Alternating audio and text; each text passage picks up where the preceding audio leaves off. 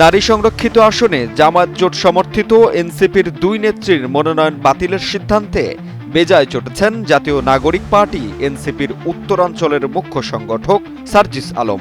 নির্বাচন কমিশনের এমন সিদ্ধান্তের পর সার্জিস তার ভেরিফাইড ফেসবুকে একটি পোস্ট করেন। সেখানে তিনি বর্তমান নির্বাচন কমিশনের কার্যক্রম নিয়ে সমালোচনা করে বলেন, কমিশনের সিদ্ধান্ত হয় গুলশান থেকে। বুধবার বিকেল 4:30টার পর সার্জিস আলমের দেওয়া সেই পোস্ট মুহূর্তেই ভাইরাল হয়ে পড়ে। পোস্টে তিনি লিখেছেন, জনগণের 4,000 কোটি টাকা লুটপাট করা ঋণ খেলাপিদেরকে জনাব তারেক রহমান মনোনয়ন দেয়। সেই ব্যাংক লুটেরাদেরকে এই নির্বাচন কমিশন নির্বাচন করতে দিয়েছে এবং তারা এখন ব্যাংক লুটেরাদের প্রতিনিধি হিসেবে সংসদেও আছে। নির্বাচন কমিশনের সিদ্ধান্ত নির্বাচন কমিশন থেকে হয় না, হয় গুলশান থেকে।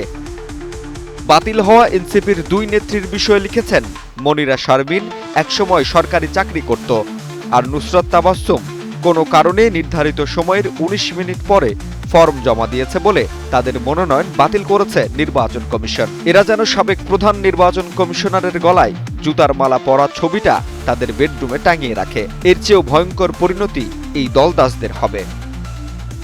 আইন বলছে, সরকারি বা সংবিধিবদ্ধ প্রতিষ্ঠানের চাকরি ছাড়ার 3 বছর না পেরোলে সংসদ নির্বাচনে প্রার্থী হওয়া যায় না। অন্যদিকে নির্ধারিত সময়ের পর মনোনয়ন ফর্ম জমা দিলেও তা ইসির সিদ্ধান্তে বাতিলের বিধান রয়েছে। জাহিদ হাসান সাব্বির, বাংলা নিউজ 24।